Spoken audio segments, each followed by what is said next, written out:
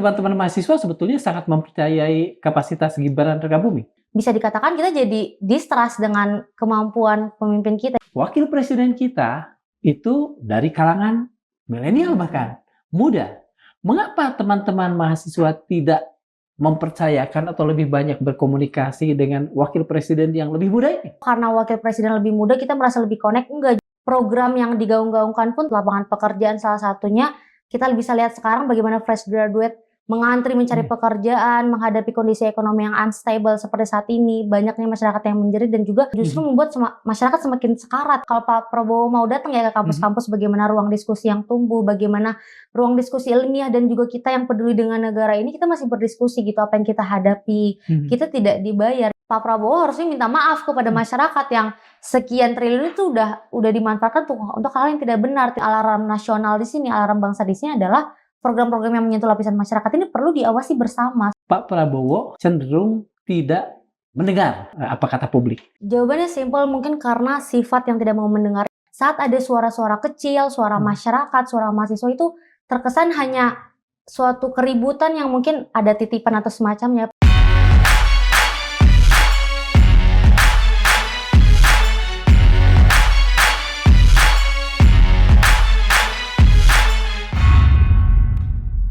Bismillahirrahmanirrahim. Assalamualaikum warahmatullahi wabarakatuh.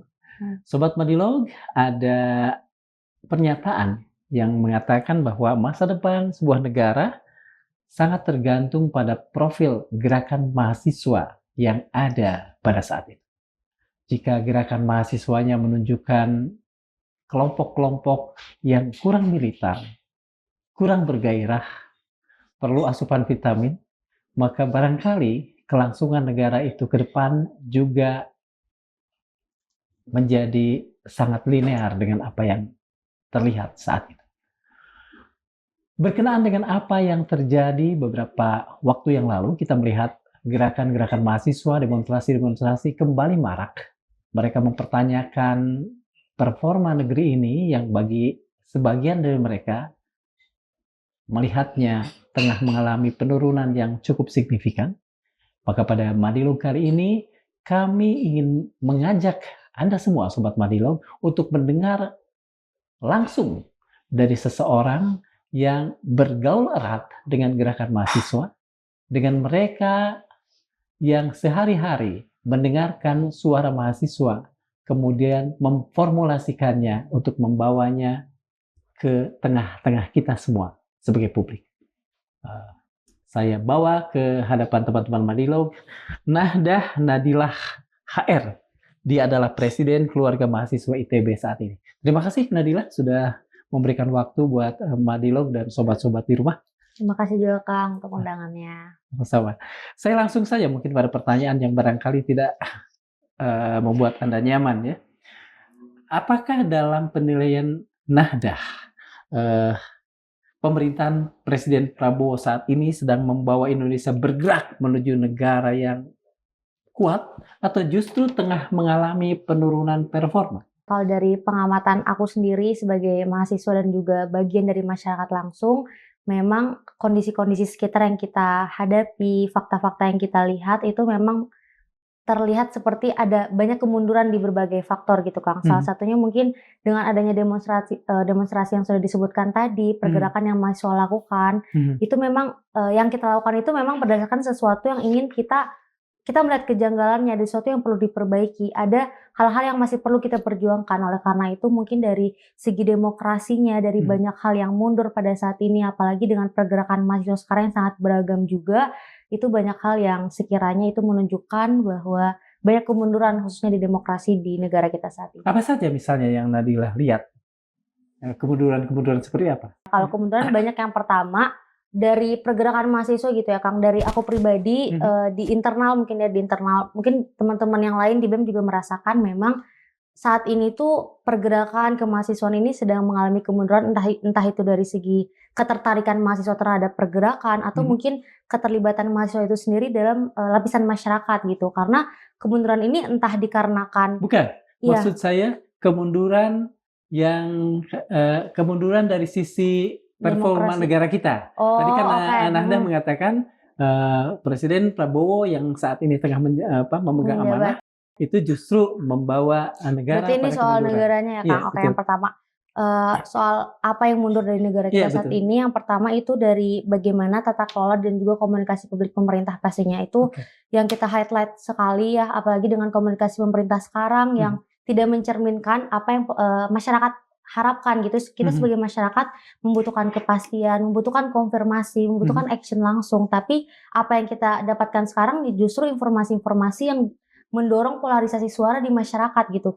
Kita sendiri sampai bingung harus look up data kemana, kita harus melihat informasinya seperti apa. Padahal di kondisi saat ini pemerintahlah sebagai sumber informasi yang kita harapkan paling kredibel dan bisa memberikan fakta yang tidak hanya membangun persepsi gitu, tapi juga melihatkan fakta dan juga realita yang sedang bangsa kita hadapi saat ini. Namun dengan komunikasi yang tidak melibatkan partisipasi publik, komunikasi yang tidak transparan, bahkan dalam beberapa waktu terkesan merendahkan masyarakat juga dan rakyat, itu membuat kita semakin siapa yang harus kita look up sekarang gitu, kemana kita harus mengacu. Oleh karena itu apa salah yang satu faktor Nahdah lihat yang membuat pemerintah saat ini cenderung seperti tadi barusan dikatakan seolah merendahkan masyarakat. Kalau dari beberapa kejadian sebelumnya mungkin di pidato Bapak Prabowo sebagai presiden itu dalam beberapa hal itu seolah-olah tidak mendengarkan masyarakat. Beliau beranggapan bahwa apa yang sudah beliau rencanakan ini udah perfect sehingga tidak perlu lagi mendengarkan beberapa lapisan yang dianggap tidak mengerti gitu. Padahal ya dengan negara yang demokrasi seperti ini, apapun itu inovasi yang dibawakan, apapun itu perubahan yang ingin ditransformasikan, harusnya tetap melibatkan partisipasi publik gitu. Karena Pak Prabowo sudah dipilih oleh kita sebagai masyarakat Indonesia, pasti ada sesuatu yang bisa dikembangkan dan diberi inputan. Oleh karena itu, saat Pak Prabowo di beberapa pidatonya mengeneralisir bahwa ini ada kiriman atau mungkin indikasi yang tidak murni gitu, padahal kita sebagai mahasiswa merasakan ada beberapa suara yang masih harus kita perjuangkan gitu, dan itu real di lapangan gitu. Jadi ruang-ruang diskusi dan kepercayaan itu yang harusnya juga dibangun kepada masyarakat yang telah memberikan kepercayaan kepada Pak Prabowo sebagai presiden. Pak Prabowo, sebagaimana tadi dikatakan Nahdah, cenderung pada beberapa kasus tidak mendengar atau tidak mau mendengar apa kata publik.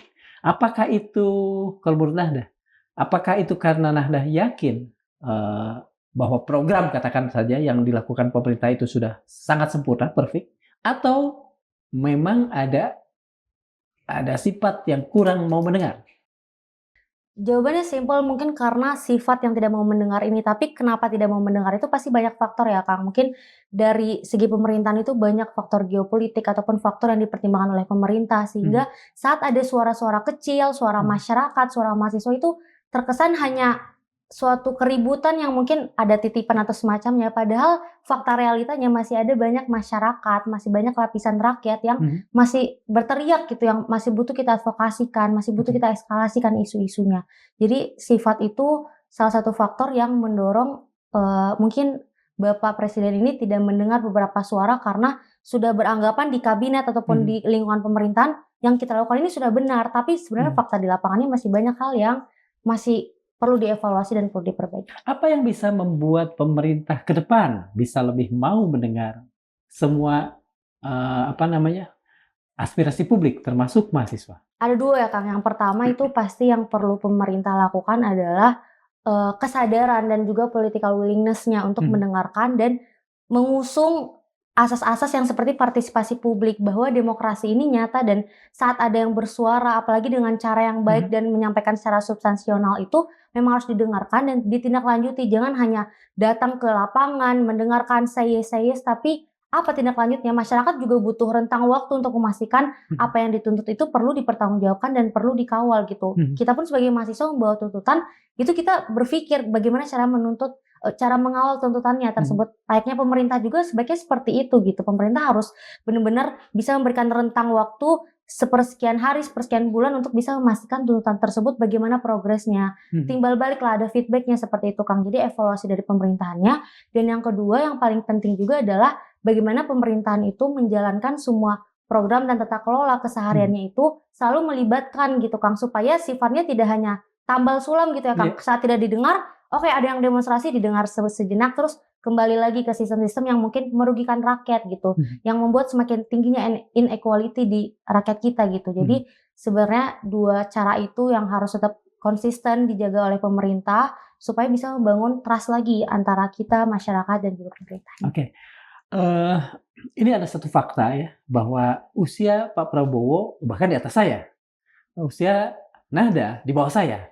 Artinya antara presiden dengan mahasiswa ada senjang yang terlalu jauh, ada generation gap yang jauh. Tetapi ada fakta lain. Wakil presiden kita itu dari kalangan milenial bahkan, muda. Mengapa teman-teman mahasiswa tidak mempercayakan atau lebih banyak berkomunikasi dengan wakil presiden yang lebih muda ini? Menarik ya Kang. Pertama jawabannya pasti karena secara urutan ya pasti lebih tinggi Pak Prabowo. Jadi, jika kita bisa menyampaikan advokasi itu, jika kita bisa langsung menyampaikan suara kepada presiden sebagai memiliki otoritas tertinggi di negara ini, ya kenapa tidak gitu. Jadi kita tidak melihat dari segi umur yang mungkin karena wakil presiden lebih muda kita merasa lebih connect. Enggak, justru saat mereka berdua ini ada di proporsi umur yang berbeda dan sama-sama memimpin bangsa ini, yaitu komposisi yang harusnya mereka miliki untuk memperbaiki berbagai sistem yang mungkin bisa top down dari aspirasi generasi dan juga Pak Prabowo dengan berbagai sejarah yang sudah dialami gitu. Tapi sayangnya tidak seperti itu gitu. Kita sebagai masyarakat pasti ingin melihat pemerintahan secara keseluruhan gitu. Terlepas dari siapapun yang mengisi jabatan A, B, C, D, kita ingin kebijakan publik, semua kebijakan yang disediakan untuk kita ini memang berpihak kepada masyarakat dan mendukung kesetaraan gitu. Kita tidak peduli saat beliau sudah mengisi jabatan itu, sudah disumpah, berarti beliau ini memang sudah siap dan bertanggung jawab terlepas dari umurnya, backgroundnya seperti apa. Jadi seperti itu sih. Tapi dengan background wakil presiden kita yang juga masih muda ini, kita melihat mungkin dari segi banyaknya ini yang berpidato dan juga mengambil peran paling tinggi dalam eksekusi pasti Pak Prabowo. Jadi kita memang banyak menyasar juga pastinya presiden langsung, karena program-program yang diusung itu juga Pak Prabowo sangat terlihat bagaimana membela program-program yang sangat beliau usung pada 2 tahun ini. Apakah ada faktor lain? Misalnya teman-teman mahasiswa merasa tidak terlalu connect dengan wakil presiden yang padahal beliau lebih seumuran? Kalau dari personal aku ya Pak, dari personal aku sih, aku banyaknya melihat memang Pak Prabowo ini lebih banyak speak up dan berpidato gitu ya. Dan wakil presiden ini kalau dilihat dari sosial media dan juga bagaimana keaktifan beliau, dan di beberapa waktu yang lalu beliau juga sempat menginvite teman-teman yang mungkin ada di beberapa orang, dan menurut aku pribadi, aku masih merasa masih butuh langsung ke Pak Presiden aja gitu sebagai pemilik otoritas tertinggi, bukan karena mungkin beliau ini ada background seperti apa. Aku merasa saat bisa menyentuh Pak Prabowo-nya seperti itu. Tapi saat Bapak Wakil Presiden ini secara mungkin sosial media dan berpidato juga jarang ya, kalau dari segi kita lihat dari reputasi dan juga bagaimana banyaknya pidato-pidato. Jadi aku merasa memang Pak Prabowo ini yang menjadi lapisan utama yang perlu disentuh dan perlu disadarkan serta diadvokasikan, Pak, seperti ini loh kondisi bangsa kita gitu. Karena ya saat beliau tahu ya harusnya wakil presiden juga akan tahu gitu sebagai bawahan beliau. Presiden dan wakil presiden idealnya dari zaman Bung Karno dan Bung Hatta pun adalah duit tunggal. Nah, dalam tata kelola negara saat ini kita bisa mengasumsikan masuk ke wakil presiden itu juga akan masuk kepada Pak Prabowo sebagai presiden. Apalagi kita tahu bahwa urusan Pak Prabowo begitu banyak. Saya tetap ingin bertanya, kata jawaban yang tadi bagi saya kurang begitu real. Mengapa teman-teman tidak kemudian mencoba membicarakan hal ini atau aspirasi teman-teman pada Wapres yang katakan saja merupakan bagian dari saluran ke pemerintah juga, ke Pak Prabowo juga? Apakah ada ketidakyakinan, kesangsian atau apa?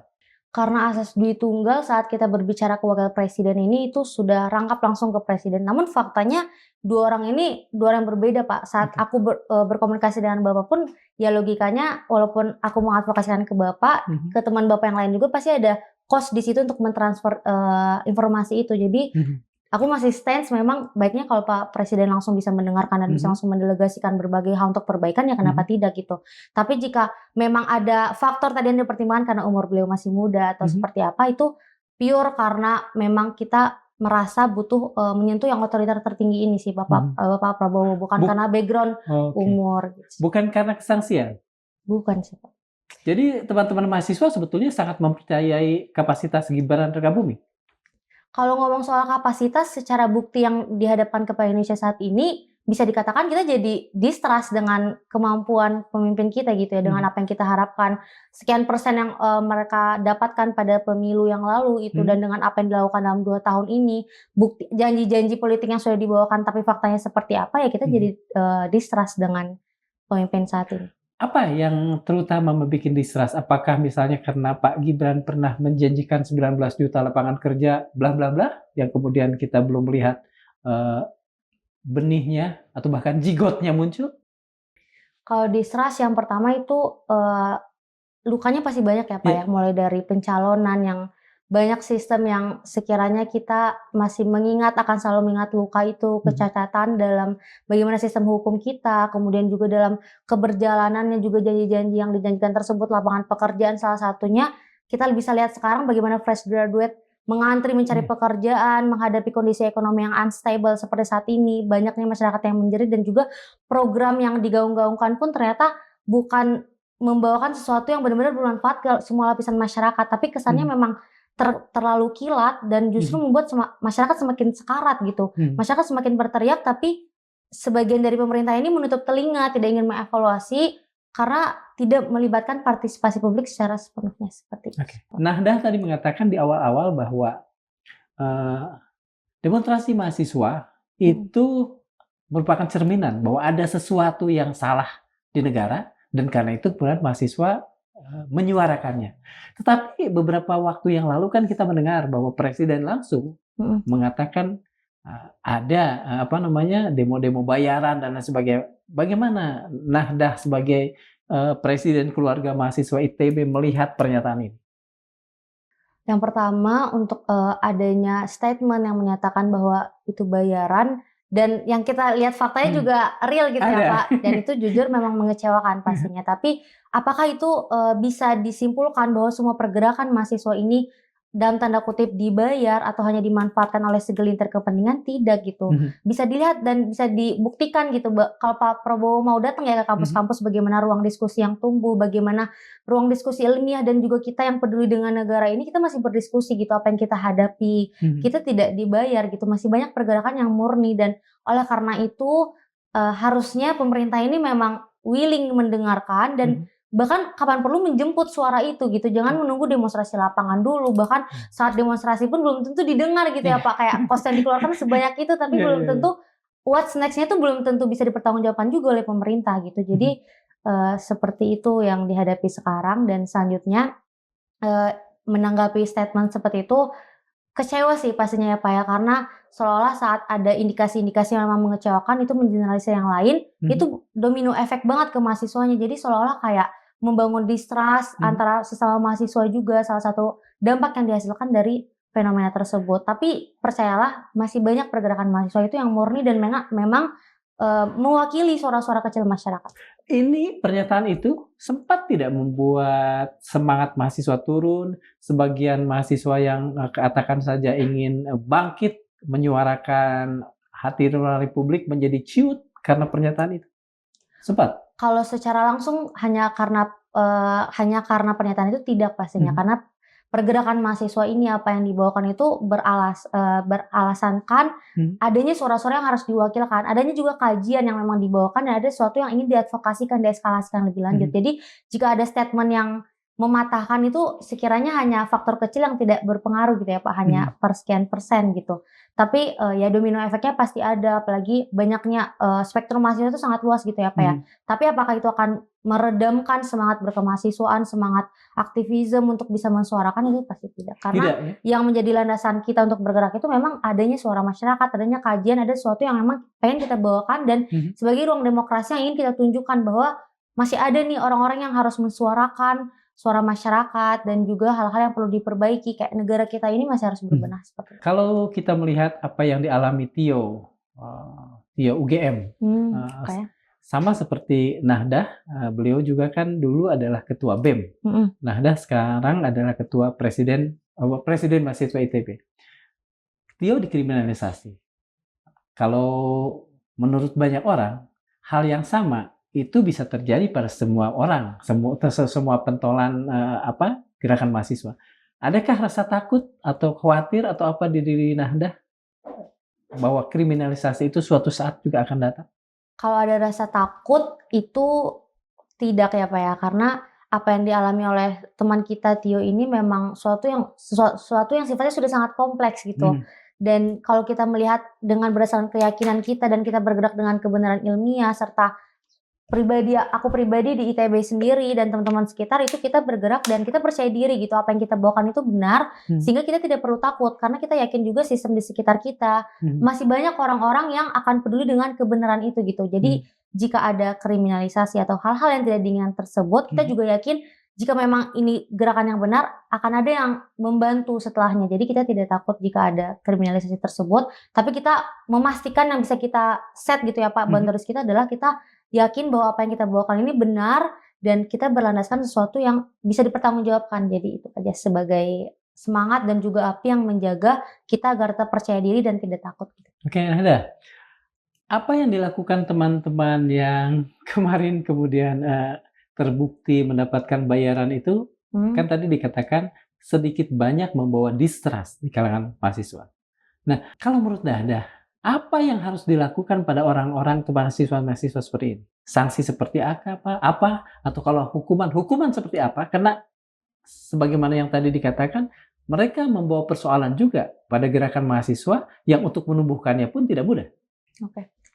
Kalau untuk sanksi gitu ya Pak, yang pertama sih saya merasa sanksi itu bukan kewajiban dari aku pribadi untuk bagaimana baiknya teman-teman ini, tapi kalau dari POV aku pribadi sih teman-teman yang mungkin khilaf gitu ya ataupun sempat melakukan kesalahan seperti itu pastinya harus ditindak secara resmi. Mungkin saat ada teman-teman yang mengambil jabatan tertentu itu diturunkan karena memang itu bisa merusak bagaimana pergerakan mahasiswa dan itu sudah dilakukan dari beberapa, bisa dicek juga di akun Instagram media sosial yang asli dan resmi dari teman-temannya gitu. Jadi aku juga yakin pergerakan mahasiswa ini selalu ada check and balance gitu. Saat ada suatu kejanggalan kita akan selalu menyesuaikan, kita bisa membuat pernyataan sikap ataupun menurunkan beliau yang melakukan kesalahan ini gitu. Namun kalau kita membahas terkait sanksi, bagaimana ke depannya supaya tidak ada lagi dan juga preventifnya gitu ya Pak ya. Jadi mungkin untuk pergerakan kemahasiswaan ini perlu dibangun basis dan infrastruktur yang kuat gitu, dibangun dari kajian-kajiannya, dimulai dari culture-nya gitu ya Pak. Jadi ruang-ruang diskusi itu dibuka kembali, bagaimana ruang diskusi antara masyarakat dan mahasiswa dengan pemangku kebijakan dan juga para peneliti-peneliti supaya emang awareness ini, bagaimana culture yang ingin kita bangun ini tuh menjadi kepentingan bersama gitu. Jadi tidak hanya menunggu mahasiswa yang mungkin juga keterbatasan gitu ya Pak, di tengah kechaosan akademik, di tengah berbagai kesibukan, ya adanya indikasi-indikasi dan tekanan itu akan membuat kita sendiri mungkin bisa jadi blunder gitu. Namun dengan ruang diskusi yang ada, dengan check and balance dengan teman-teman, banyaknya diskusi yang dibangun itu bisa membangun dan juga menguatkan pergerakan itu sendiri gitu sih Pak. Nah, banyak yang mengatakan bahwa kampus saat ini sudah bukan lagi kampus seperti pada tahun-tahun 90-an yang relatif saya katakan, itu lebih terbuka, lebih otonom. Karena kan saat ini, mulai dari 10 tahun yang lalu itu, rektor dipilih oleh negara, tidak dipilih di antara sivitas akademika. Apakah Nahdah merasa bahwa sebetulnya ruang diskusi, ruang terbuka untuk pemikiran, untuk ide-ide masih bisa hidup di kampus saat ini yang kata banyak orang sudah mulai terkooptasi negara? Menurut saya itu bisa banget ya Pak ya. Saya sangat optimis karena dari lingkungan sekitar saja kita tidak hanya di ruang kelas yang pasti berjalan setiap harinya, bagaimana dosen-dosen dalam kelas juga menyisipkan isu-isu nasional supaya kita tetap update dengan kondisi bangsa. Selain itu di bagaimana wadah-wadah kokurikuler yang ada, berkemahasiswaan ini ada, memberikan wadah dan kesempatan untuk kita sebagai mahasiswa menuangkan ide-ide dan juga berdiskusi secara terbuka gitu Pak. Dan secara ITB aku pribadi merasa sejauh ini ruang diskusi itu memang ada dan nyata gitu Pak, disupport juga oleh sivitas akademika di sekitar kita gitu. Jadi aku optimis untuk kedepannya justru ya kampus salah satu wadah diskusi yang berdasarkan kebenaran ilmiah dan juga berdasarkan data-data bisa menjadi salah satu acuan dan terus mendorong bagaimana diskusi ini bisa membantu sesuatu yang sifatnya mungkin ke arah policy brief atau sesuatu yang bisa mengarah ke kebijakan pemerintah untuk perbaikan jangka panjang. Meskipun ada fakta yang tidak bisa dinafikan bahwa rektornya tidak sebagaimana saat lalu, sekarang betul-betul dipilih oleh negara langsung. Kalau faktor rektor gitu ya Pak, kalau faktor rektor ini menurut aku banyak hal yang bisa dikulik ya. Pertama dari segi personality-nya gitu. Rektor-rektor ini pasti diverse ya, ada yang background-nya mungkin juga aktivis dulunya, ada juga rektor yang mungkin memang akademisi sekali gitu ya. Tapi dengan jabatan rektor yang mana beliau ini harus mengayomi mahasiswa, memberikan wadah diskusi yang terbuka juga, ya idealnya rektor ini tidak akan pernah mengkooptasi, justru rektor harus menghadirkan ruang itu, bisa memantik bahkan gitu saat mahasiswanya kendor, bahkan saat berkemahasiswaan itu mungkin dirasa tidak relevan lagi atau kemahasiswaan ini mundur, justru dipantik gitu, karena kampus sebagai salah satu wadahnya dan rektor sebagai pemimpinannya harus memberikan wadah tersebut dan memantik, mendorong lebih jauh gitu Pak. Itu secara personality dan itu tergantung personality rektornya gitu ya Pak. Dan secara posisi juga, rektor ini pastinya punya hal-hal yang ingin dicapai gitu ya, mulai dari prestasi mahasiswa, ketercapaian kampus secara overall, dan saat adanya ruang diskusi tersebut dan adanya prestasi yang bisa dihasilkan melalui hal-hal seperti itu dan awareness yang tinggi dari mahasiswa, itu suatu hal yang berjalan paralel. Jadi tidak ada alasan saat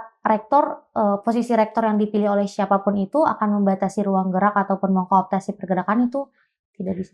Anda sendiri sebagai presiden KM ITB merasa bahwa ITB yang saat ini dipimpin oleh rektor Nahda saat ini cukup memberikan ruang untuk aktualitas dari potensi-potensi mahasiswa di ITB? Sejauh ini kami merasa disupport dan tidak dibatasi gitu ya. Pas saat kita punya aspirasi, kita punya inisiasi, kita bisa dengan leluasa menyampaikan dan tidak ada batasan, dan kita pun menyampaikan bahwa kita sebagai mahasiswa bisa bergerak independen dengan pergerakan kita, dan kita sifatnya saling ini juga ya Pak, sharing knowledge ya, dari rektor yang sekarang juga sering memberi data-data gitu, sharing informasi dan bagaimana mungkin kita bisa berdiskusi secara data. Beliau juga presentasi dengan data, bagaimana kita check and balance dengan data ini, dan kita sebagai mahasiswa juga melakukan kajian sehingga terbangun ruang diskusinya bahkan di level rektorat juga gitu Pak. Aku pikir itu sebuah inisiasi yang bagus ya. Nahda melihat rektor ITB sebagai apa? Sebagai bapak, sebagai birokrat kampus, atau sebagai kepanjangan tangan negara? Mohon jawaban yang jujur. Oke, yang jujur ya Pak. Aku melihat sisi itu di rektor yang sekarang, semua sisi itu, tapi dominannya lebih ke bapak gitu ya. Karena kalau dilihat sehariannya rektor yang sekarang itu sering memberikan informasi kayak supaya bahkan hampir setiap hari memberikan informasi seperti pergerakan mahasiswa itu harusnya murni gitu. Jadi berhati-hati dan selalu look up ke data gitu, dan kita juga sering melakukan diskusi. Sejauh ini kita baru naik 3 bulan dan udah ada 2 kali diskusi yang kita lakukan sinkron, itu sharing data dan bagaimana kita melihat persoalan terhadap bangsa sekarang. Dan Pak Rektor juga kan kemarin habis sarasehan gitu ya Pak ya, bersama para rektor, dan pasti banyak informasi-informasi yang didapatkan dan juga data-data beliau juga share ke kita supaya emang kebenaran ilmiah ini, data-data ini bisa kita olah bersama, kita buktikan bersama lagi gitu. Kita tidak yang ikut-ikut aja gitu. Kita buktikan ini benar atau enggak gitu. Jadi kita sebagai insan akademis juga melihat apa yang kita hadapkan saat ini, apa yang kita lihat itu benar, kita buktikan secara ilmiah juga. Ini kan banyak, dan bahkan tadi Nahda sendiri mengatakan di awal-awal bahwa negara kita sedang mengalami penurunan kinerja lah ya. Ada ekonomi yang sedang membuat rakyat agak kesulitan dan lain sebagainya. Apakah itu bisa kita katakan bahwa ini adalah cermin dari gagalnya reformasi? Artinya menurut Nahda, reformasi 98 itu gagal atau sukses? Kalau berbicara terkait reformasi gitu ya Pak, bisa dikatakan dengan fakta yang kita lihat sekarang dan semangat yang dibawakan pada reformasi itu bisa dikatakan gagal gitu. Karena kita lihat dari 3 faktor gitu ya Pak. Yang pertama dari semangatnya. Bagaimana semangat reformasi itu membawakan semangat-semangat yang sangat optimisme untuk Indonesia jangka panjang gitu. Tapi yang kita hadapi saat ini, kita terjebak di fenomena middle income trap gitu ya Pak. Kita melihat masyarakat menengah itu menurun, kemiskinan semakin meningkat. Jadi sebenarnya kita di titik mana saat ini?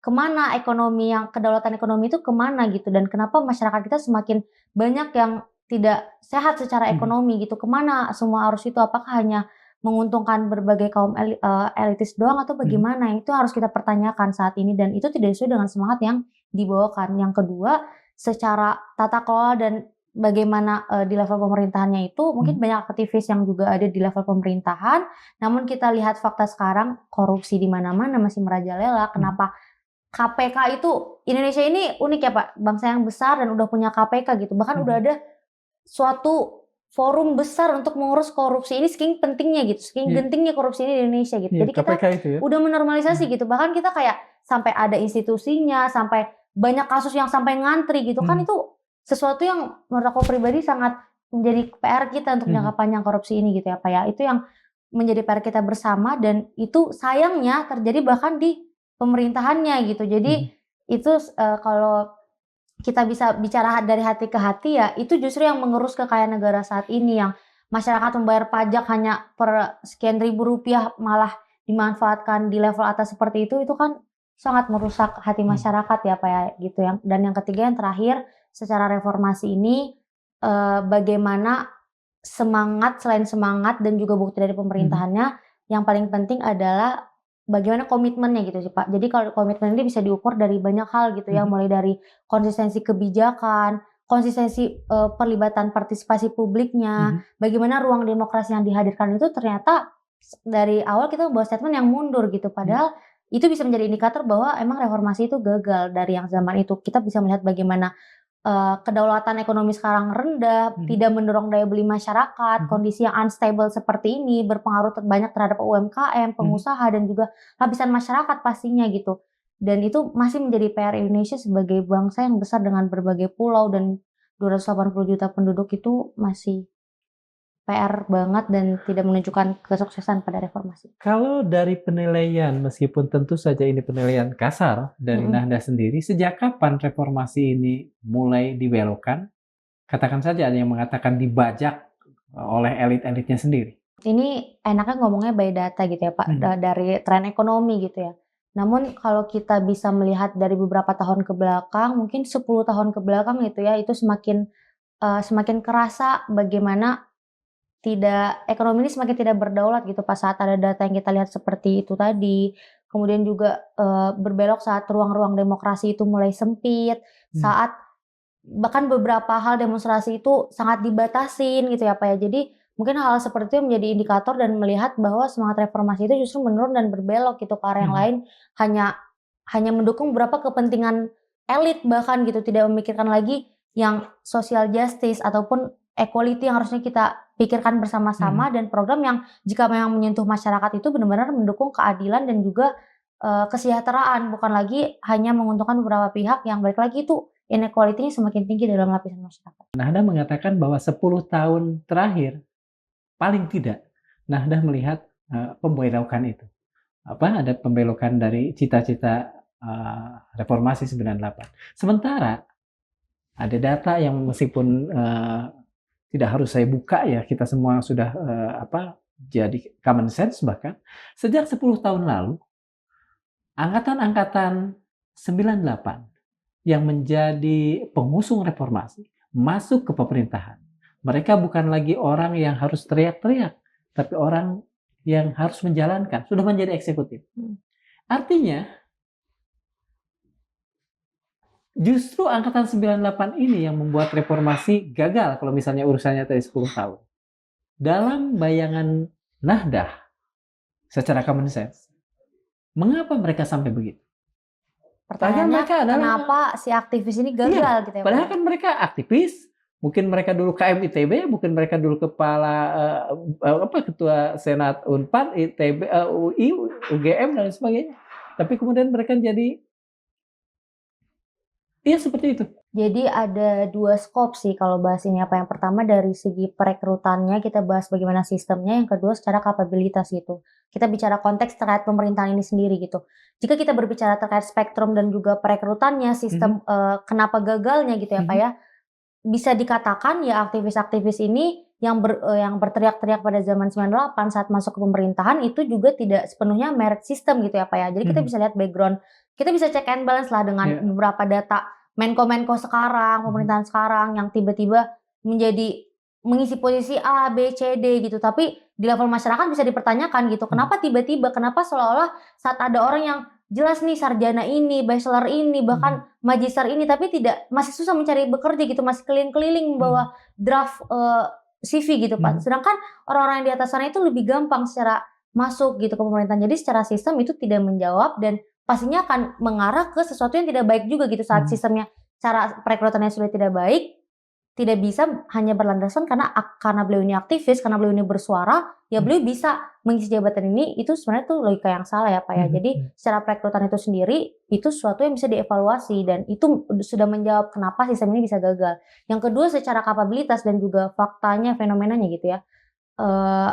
Pemerintah ini pasti kompleks gitu ya Pak, apalagi dengan sistem negara kita yang ada legislatifnya, ada yudikatif, eksekutifnya.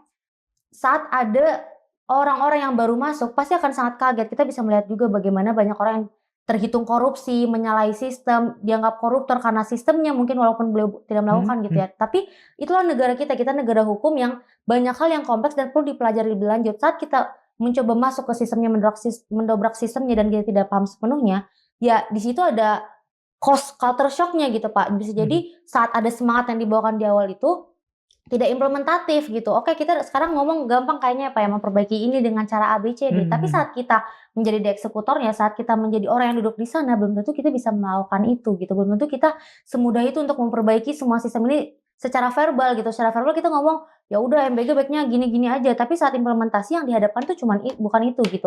Saat ada indikator yang ingin diperbaiki A, B, C, saat masuk pemerintahan itu masih adanya sistem C, D, E yang itu berlipat ganda dan menghambat perubahan yang transformasional seperti itu.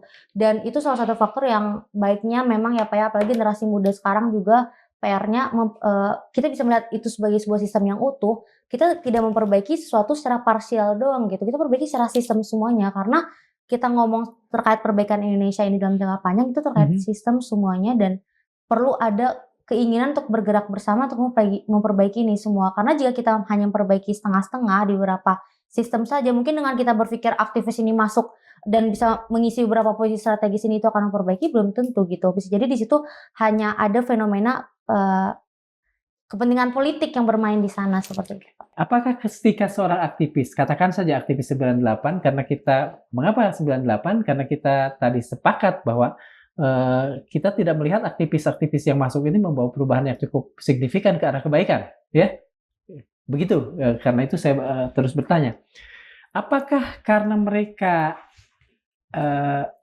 gagal atau tidak capable untuk memperbaiki sistem dan sebagainya, atau justru yang lebih parah ada niat yang berubah, ada nilai yang berubah di kepala dan hati mereka, sehingga kemudian api untuk memperbaiki, api untuk membawa perbaikan itu justru tiba-tiba padam. Yang ada adalah bagaimana kemudian memperkaya diri. Apakah itu yang terjadi menurut Nahda? Oke. Menurut saya pribadi jawabannya adalah manusia itu tidak gampang puas gitu ya Pak ya. Jadi manusia itu akan oportunis pastinya gitu. Namun oportunis itu ada banyak faktornya gitu, oportunis yang baik kah atau oportunis yang buruk gitu. Namun jika apa yang kita hadapi saat ini, bagaimana banyak orang-orang yang kita percaya bisa memimpin pemerintahan namun justru mengecewakan itu bisa dijawab dengan statement tadi gitu. Bisa jadi orang-orang ini memang orang-orang yang oportunis di saat diberikan berbagai kesempatan itu pastinya akan muncul ingin memanfaatkan kondisi ataupun ingin bisa jadi memperkaya diri. Mungkin tidak hanya memperkaya diri, tapi secara permainannya bisa menyebar manfaat, spreading the benefit ke orang-orang sekitarnya, yang mana itu balik lagi tidak sesuai dengan semangat yang ingin kita jaga gitu. Yaitu kita harus menghapuskan ketimpangan ini. Ada masyarakat kecil yang harus kita pertimbangkan. Jangan hanya mempedulikan orang-orang yang sudah di atas gitu. Kita ngomong soal Indonesia ini soal bangsa yang besar dan masyarakat yang banyak gitu Pak. Jadi dengan adanya fenomena itu, apalagi di pemerintahan banyak sekali proyek, banyak sekali hal-hal yang menjadi celah korupsi juga, dan yang itu kita hadapi sekarang dengan adanya sifat manusia yang tidak merasa puas itu tadi menjadi tantangan gitu ya Pak ya. Yang mana di sini PR-nya adalah kita butuh orang-orang baik yang bisa menjaga niat baiknya, niat tulusnya, bahwa meluruskan niatnya dan juga membentengi diri gitu. Jika saat diberikan amanah kan sudah digaji gitu loh, apalagi gitu, kenapa masih mencari kesempatan-kesempatan yang sekiranya itu hanya menjadi ladang dosa gitu. Apakah tidak baik kita bisa memberikan itu manfaat, jalankan aja deh gitu fungsinya gitu. Pas saat diberikan jabatan ini, jalankan sesuai amanat, improve itu sangat baik, tapi jangan korupsi gitu. Saat ada fenomena-fenomena korupsi ini kan seolah memperlihatkan bahwa nggak ada manusia yang puas gitu Pak. Jadi kayak saat ada celah masuk, saat ada celah memanfaatkan kondisi. Jadi kita ingin mengingatkan orang-orang yang seperti itu gitu, yang tidak membuka hati nuraninya dan tidak memikirkan adanya masyarakat yang masih harus dipertimbangkan dan hal-hal kebaikan lainnya yang perlu diperjuangkan gitu. Nahdah, membicarakan mereka hari ini adalah membicarakan Nahdah dan maaf, elit-elit mahasiswa saat ini ke depan. Begitu kan? Nah, apa yang katakan saja sikap berjaga-jaga yang kemudian mulai Nahdah lakukan sehingga kesalahan, kedegilan dan mungkin kemunafikan yang kita lihat dari angkatan-angkatan itu tidak dilakukan oleh Nahdah dan teman-teman elit mahasiswa ke depan. Itu fase yang panjang pastinya Pak, terus belajar, tapi yang pertama yang bisa dikawal dan juga dipertanggungjawabkan itu diri sendiri gitu ya Pak. Jadi bagaimana terus belajar, terus improve diri, terus melihat sistem, peduli dengan sekitar supaya apa yang kita hadapi saat ini, bagaimana kondisi masyarakat itu menjadi modal kita gitu. Dan modal pribadi yang kemudian bisa mendobrak untuk modal sosial gitu. Bagaimana kita terus melook up kepada sekitar, saat kita udah tinggi kita bisa looking up lagi gitu Pak. Looking down juga kita bisa melihat kita pernah di fase itu, saat kita udah mendapat jabatan yang cukup menguntungkan, kita bisa selalu menarik diri gitu, merefleksi diri bahwa apa sih tujuan kita sejauh ini gitu. Karena dunia ini nggak akan ada habisnya gitu ya Pak. Saat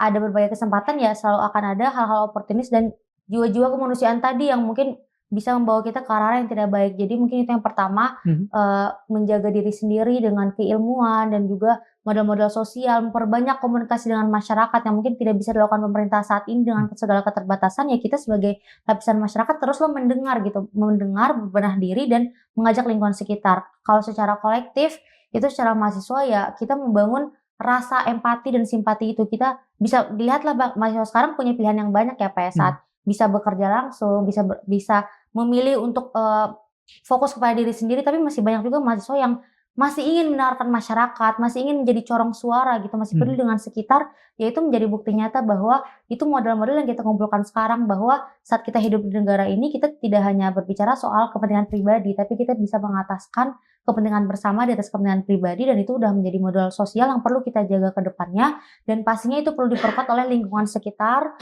yang baik dan juga bisa menjaga semangat itu agar tetap terjaga untuk selalu merimain gitu Pak. Mengapa program-program yang katakan saja ya kelihatannya populis, makan bergizi gratis, koperasi desa merah putih yang memang kan terdengar populis, justru merupakan program-program yang banyak dikritik oleh mahasiswa saat ini. Mengapa? Ini menarik dan panjang banget ya Pak. Yang pertama, jika menjawab kenapa ini yang banyak dikritik, itu jawabannya sederhana. Karena disinilah celah yang paling besar, memakan dana paling besar, keberdampakan yang diharapkannya besar, tapi justru cost yang dihasilkan itu sangat besar gitu. Jadi inefisiensi di sini yang kita sangat soroti. Dan apalagi dengan dua program yang besar ini, KDMP serta MBG yang memakan dana sangat besar dan merupakan suatu pilot project gitu ya Pak ya, dan dilakukan sangat kilat gitu Pak. Itu narasi yang kami bawakan.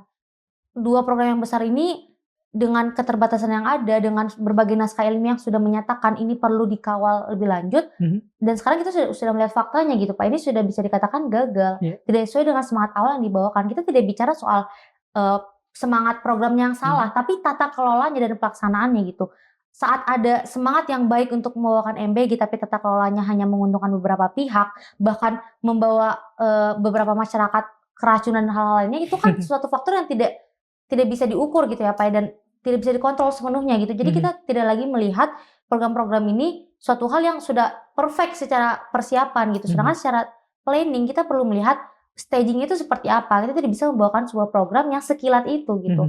Dan ya kita bisa ngomong sekalian program gitu ya Pak, saat MBG ini sekilat itu dilakukan setara langsung untuk semua demografi dan juga kondisi Indonesia saat ini, itu tidak possible, apalagi dengan unstabilitas ekonomi saat ini gitu. Banyak prioritas yang perlu dipertimbangkan. Jadi manajemen prioritas dari pemerintah ini juga menjadi catatan dan hal yang perlu kita awasi. Apakah saat MBG saat ini sudah faktanya sudah dikorupsi, sudah memakan banyak duit masyarakat yang sangat mengecewakan, dan apakah karena itu kita menjadi lalai buat KDMP? Mungkin karena kegagalan MBG sekarang itu salah satu kesalahan kita juga ya Pak ya, karena tidak memperhatikan ini dari awal gitu. Kita tidak ingin ini terjadi di KDMP juga. Jadi itu yang pengen kita suarakan, kita disrupsi ke society sekitar supaya kita semua bersama-sama mengawal ini, karena program ini ada di sekitar kita, bahkan tetangga kita. Bapak sendiri bisa gitu loh memegang program ini. Jadi yang perlu kita menjadi alarm nasional di sini, alarm bangsa di sini adalah program-program yang menyentuh lapisan masyarakat ini perlu diawasi bersama supaya sesuai dengan semangat awal. Jadi itu kenapa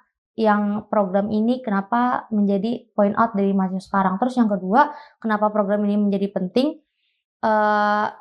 Kita melihat karena program ini program prioritas dan secara demokrasi Bapak Prabowo sudah terpilih dan beliau punya hak untuk mempertahankan program ini, ya kita akan menghabiskan energi, kita akan fokus dan mengusahakan sekali dua program ini benar-benar berjalan sesuai semangatnya. Jadi secara memakan kos yang besar, kedua secara legitimasi politik yang ini akan sangat melibatkan banyak orang. Saya ingin bertanya nih pada Nahdah. Kalau dalam penilaian Nahdah sendiri, apakah MBG dan KDMP ini benar-benar secara common sense Nahdah adalah prioritas sebagaimana yang ditekankan pemerintah? Katakan ditekankan. Saat pemerintah menekankan ini tidak. Jawaban singkatnya tidak. Tapi tidak prioritas. Tidak prioritas saat ada hal-hal prioritas lainnya gitu Pak. Kalau kita berbicara soal layanan dasar masyarakat, pasti semua orang tahu itu pendidikan dan kesehatan. Tapi apa yang kita temukan fakta saat ini, ya alangkah baiknya alokasi dana itu bisa dialokasikan ke sesuatu yang sifatnya pendidikan dan juga kesehatan gitu. Saat kita melihat fenomena bagaimana dana untuk pendidikan sekarang di-cut, bagaimana fakta-fakta bahwa banyaknya mahasiswa yang tidak daftar ulang saat ini, dan di ITB sendiri kita juga berdiskusi dengan dosen-dosen bagaimananya yang dihadapkan itu memang efisiensi anggaran gitu ya Pak. Yang mana anggaran pendidikan itu tidak seberapa besar dibandingkan dengan si MBG ini, tapi faktanya apa? Masih banyak pendidikan yang terbatas di tengah masyarakat, sehingga kembali lagi pendidikan dan kesehatan ini justru yang perlu diprioritaskan lagi. Bagaimana vaskes-vaskes itu ada, bagaimana bisa menjawab ibu-ibu yang mungkin melahirkan masih harus menempuh berbagai kilometer, sekian kilometer gitu. Bagaimana banyaknya ibu-ibu yang masih harus menjaga anaknya sendiri dengan kemampuan dalam memahami kesehatan itu secara manual gitu. Padahal ada banyak vaskes dan juga nakes yang bisa diberdayakan, dan alokasinya itu diperkuat di situ dulu sebelum membangun MBG dan juga KDMP ini yang banyak celahnya Pak. Kita ngomong soal MBG, ya saat seorang ibu ya Pak, aku sebagai perempuan, kalau seorang ibu itu punya modal yang cukup, tanpa perlu dipaksa, pasti seorang ibu akan memberikan makan anaknya gitu. Jadi kalau kita ngomong soal prioritas, itu faktor X, Y, Z-nya banyak jika mau dikorelasikan gitu. Saat kita ngomong soal KDMP memberdayakan petani, ya di saat di level masyarakat itu ada banyak program-program sebelumnya yang bahkan terjerat di soal simpan pinjam masyarakat, bankability masyarakat untuk bisa membayarkan, itu juga menjadi PR yang perlu dihitung oleh pemerintah gitu loh Pak. Jadi KDMP dan MBG ini punya celah yang sangat banyak. Oleh karena itu, alangkah baiknya alokasi ini memang benar-benar difokuskan ke sesuatu yang konkret gitu Pak. Dana pendidikan tadi, bagaimana bisa memfasilitasi masyarakat agar tetap bersekolah gitu. Apalagi dengan fakta yang kita pernah lihat ada yang bunuh diri pada tahun lalu, itu kan suatu hal-hal dasar yang bahkan Bapak sendiri bisa loh langsung memberikan jika tahu fenomena itu, tapi pemerintah lah yang harusnya bisa mengakomodasi ini semua gitu. Itu sih Pak. Jadi prioritas ini suatu hal yang sekiranya perlu di-ranking ulang oleh pemerintah dengan fakta sosial yang kita lihat sekarang. Jangan hanya top down dan memaksakan semuanya berjalan langsung gitu. Dan kalau aku sendiri secara spasial itu bisa dihitung gitu secara analisis. Baiknya emang diprioritaskan di lokasi yang mana dulu, secara lokality mana yang membutuhkan, secara demand mana yang membutuhkan dulu, dibandingkan dipaksakan semuanya. Mungkin secara legacy itu kuat banget ya berjalan, tapi kan bukan itu yang kita usahakan dalam negara ini. Nahdah, ketika dua program ini dijadikan pemerintah sebagai prioritas, sementara dalam penilaian Nahdah banyak prioritas lain yang harusnya berada di atas. Apakah itu karena memang real prioritas atau karena urusan politik elektoral yang betul-betul menjadi pertimbangan pemerintah? Itu jawabannya so-so sih ya Pak. Karena kalau secara prioritas kita bisa lihat dari zaman berpemilu gitu ya, disampaikan kalau ini emang udah banyak negara yang mereplikasi ini, ya itu benar gitu. Tapi apakah Indonesia ada di titik itu gitu? Kalau kita ngomong soal Indonesia, dan negara lain yang sudah siap untuk si MBG ini ya negaranya siap karena infrastruktur sosialnya sudah cukup gitu, sudah tidak ada lagi persoalan masyarakat yang tidak yang meninggal di tengah perjalanan karena tidak bisa mencapai rumah sakit gitu, sudah tidak ada lagi masyarakat yang tidak sekolah karena tidak ada duit gitu. Tapi saat kita mencoba membawakan itu ke negara ini dan memaksakan sekilat itu, ya itu tidak relevan gitu Pak. Jadi secara prioritas, jika memang itu penting untuk memberikan makan bergizi dan menyelesaikan stunting, tapi masalahnya yang kita tadi ngomong soal X, Y, Z-nya gitu. Tidak hanya diselesaikan oleh faktor X ini gitu, kita perlu melihat itu secara prioritas yang besar gitu sih Pak. Nahdah, kalau misalnya seperti itu yang tadi Nahdah katakan, apa yang Nahdah ajukan? MBG ini dihapus atau seperti yang selalu dikatakan pemerintah, kita ubah tata kelolanya yang barangkali bagi teman-teman mahasiswa itu masih menimbulkan kesangsian?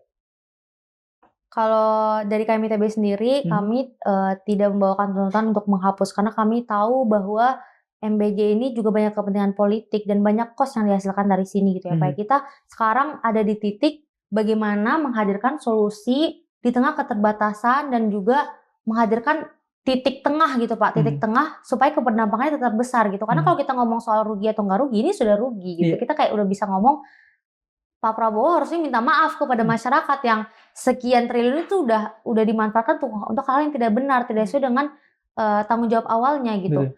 Jadi selanjutnya kita berbicara ke level selanjutnya adalah bagaimana perbaikannya, tapi perbaikan yang terukur. Karena kalau ngomong soal tata kelola, saat diganti pun kepalanya, tapi masih ada orang-orang yang memanfaatkan di level bawahnya, ya tidak menutup kemungkinan hal ini akan terjadi lagi gitu. Tidak menutup kemungkinan program ini akan sukses secara 100%, belum tentu juga gitu. Jadi memang ini perlu banyak naskah akademik, perlu keterlibatan yang banyak dari NGO ataupun badan-badan penelitian lain yang bisa membantu pemerintah jika pemerintah tidak sanggup atau pemerintah tidak mampu ya Pak ya.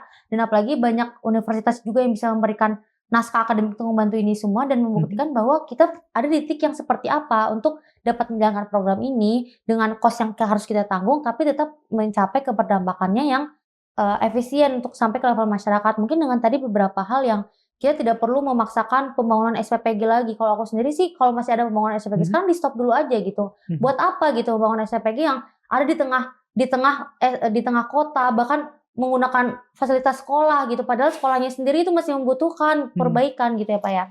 Bahkan banyak juga video yang kita lihat SPPG bersebelahan dengan sekolah, sedangkan infrastruktur sekolahnya masih kurang dan SPPG berdiri semegah itu gitu. Hal yang sama dengan KDM, kita tidak pengen seperti itu. Jadi yang kita mencari titik tengahnya bagaimana program ini tetap berjalan sesuai dengan semangatnya, tapi ya di tepat sasaran, siapa demand-nya, siapa yang paling membutuhkan, jangan memaksakan untuk semuanya gitu. Nah, bicara soal permintaan maaf dari Presiden, karena bagaimanapun kata Nahdah, ini ada sebuah kegagalan dalam MBG. Ada sekian triliun yang sudah keluar dan mungkin itu sebetulnya tidak sia-sia, tapi nyaris sia-sia. Pernyataan maaf seperti apa yang proper dilakukan oleh Presiden kepada publik?